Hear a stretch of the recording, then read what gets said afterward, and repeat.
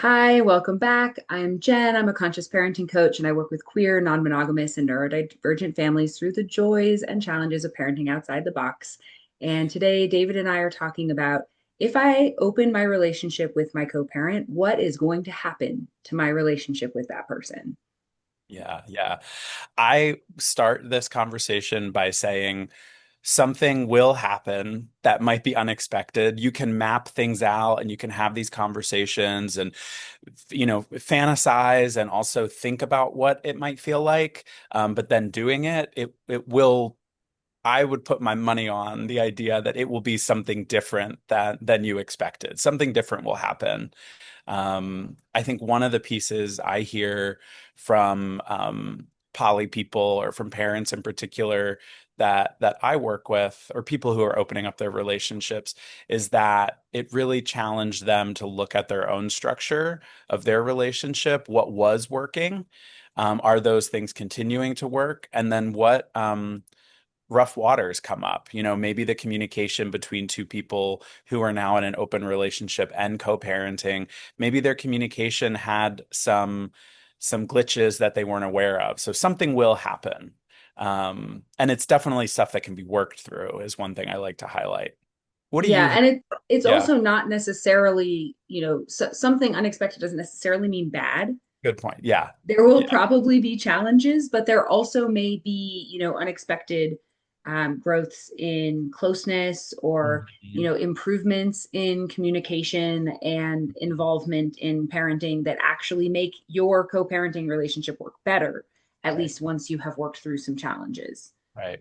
And I think also, the joy of getting to see your partner who might be co-parenting with you coming alive in new ways, experiencing things in their life that maybe monogamy wasn't allowing, and the structures of parenting in a nuclear family was not allowing them to grow in certain ways. So when these things are worked through and people are intentional about keeping the relationship strong, right, there's a lot of growth that can happen, and we really get to see our partners and feel ourselves grow and change. Yeah, so I think some of the things that I see most commonly are I see if one partner is sort of leading the exploration of opening up, the other partner is often the one who is worried about, is this going to mean that you're just out having fun all the time and I'm stuck Hmm. at home with the kids, Hmm. which is not fair. And of course you'd feel resentful if that's what happened, right? Right. And one of the other most common things I hear is just a fear of or a not understanding how practically to make that work when somebody's like, I'm parenting all the time, I barely have time to spend Hmm. intentional time with my co-parent as it is. Hmm. I have very little time for my own hobbies and interests. Self. How am I supposed to have time for other partners as well? How is Yeah. that even possible with Right. kids? Where does it even fit? And that's Yeah. especially, I think that comes to the surface, like you're saying, if one partner is maybe bringing up the conversation or really desiring a way to open up, and another partner might feel more hesitant. What I always encourage people is this is just my style is you move as quickly as the person who needs the slowest pace, right? So if we need to slow down, it's really important that both partners are, I think, paying attention to that, right? To say, hey, I need to move a little more slowly in this. I don't feel ready for you to be gone for a weekend, but a coffee date with this new person you're talking to seems really good. Like I could manage that because then you're intentionally cultivating and nurturing the existing relationship and learning the ropes as you go is one thing that I like to think about. Um, it Yeah. makes So me when we're think. thinking about how you would go about finding a solution, Mhm. which the exact details are going to look different depending on your situation and who is involved in your family. But when you're thinking about how that looks, what are the things that you would consider? Yeah, yeah. I start with we should look at community resources. We should look at, poly communities or support groups and hear the experiences of other people. How have people negotiated this and made it work? And that kind of gives you some building blocks, but those building blocks are not for you to apply directly, right? You've got to tailor them a little bit. So I think starting with each person, let's say you're trying to nurture a co-parenting relationship while you open up. It might sound counterintuitive, but I think each individual first needs to do an inventory of what does closeness feel like to them? What does an intentional relationship feel like to them? Is it being at home alone and it's quiet, it's just the two of you and there's no distractions? Or is it that, intentional cultivating our relationship is we're going out, we're going to dinner, we're going dancing, we're going to a party?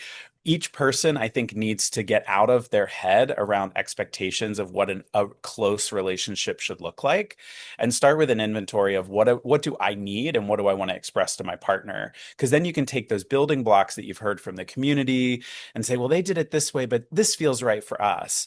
And then you come together in that conversation. So I think knowing your needs and being able to define what closeness looks like for you is a great starting point before you even sit down and try to establish what would nurturing look like.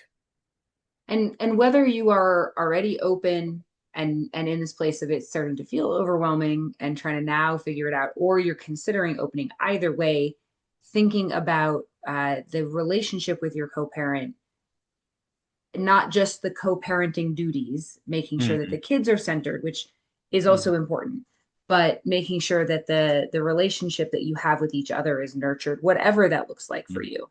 You know, like you were saying, Right. that's going to be different in different Right. families. Well, and I think the strength of that emotional, whether it's emotional, romantic, physical, whatever that relationship is, the strength of that relationship between the co-parents also goes into the strength of the parenting, right? And the care and concern and attention, right? If things are being worked on in the couple or in the co-parenting dynamic, then I believe the ease with some parenting decisions might be a little more straightforward because you're not fighting about something else, right? You're not saying, well, I never get to spend any time with you. And then, you're out dating your new boyfriend and I'm at home changing diapers, right? You're not arguing about diapers. You're arguing about, connection.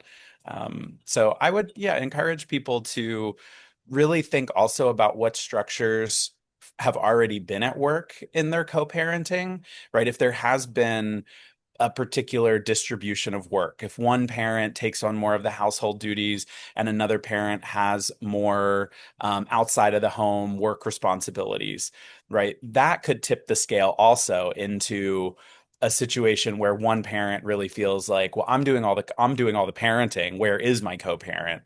So examining the dynamics of your relationship that are already existing and asking how are those working and how are those not working? And I just want to speak, I think traditionally, in our culture, this falls on kind of that unmarked, unpaid work of mothering, right? I think for a lot of people, right, who are, female, for women identified, right, there's this kind of work of mothering that needs to really be called out. And sometimes more equality needs to be asked for in those relationships.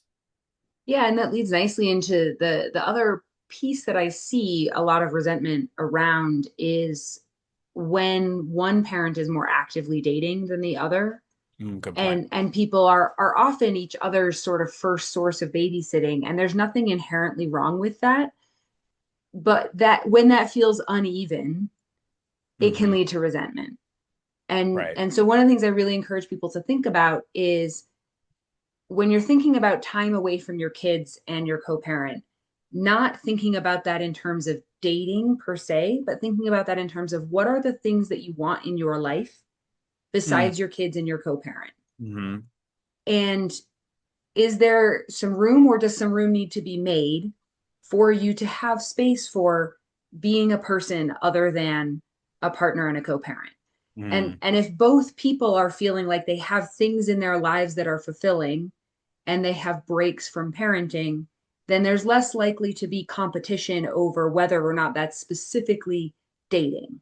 Yes, that's an excellent point, right? So, co-parenting, one partner could say, I need that time alone to go hiking in the woods and I want it to be silent, right? And that helps me in my co-parenting. Someone else could say, my time I do want to spend with dating or I want to do, right? So it's again going back to defining what closeness looks like for you and what balance looks like for you.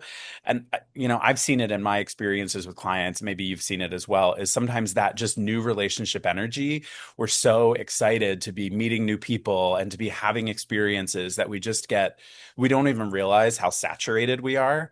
And we're like the last ones to take care of ourselves, right? And sometimes a date alone is a really beautiful thing. Dating yourself. Yeah, it is. And we could get into all kinds of the nuance of practicalities, but the most important thing I think that matters is not exactly what the solution looks like. It's that everyone is getting their needs met. Both Hmm. co-parents and children are all getting their needs met. Yeah. Yeah.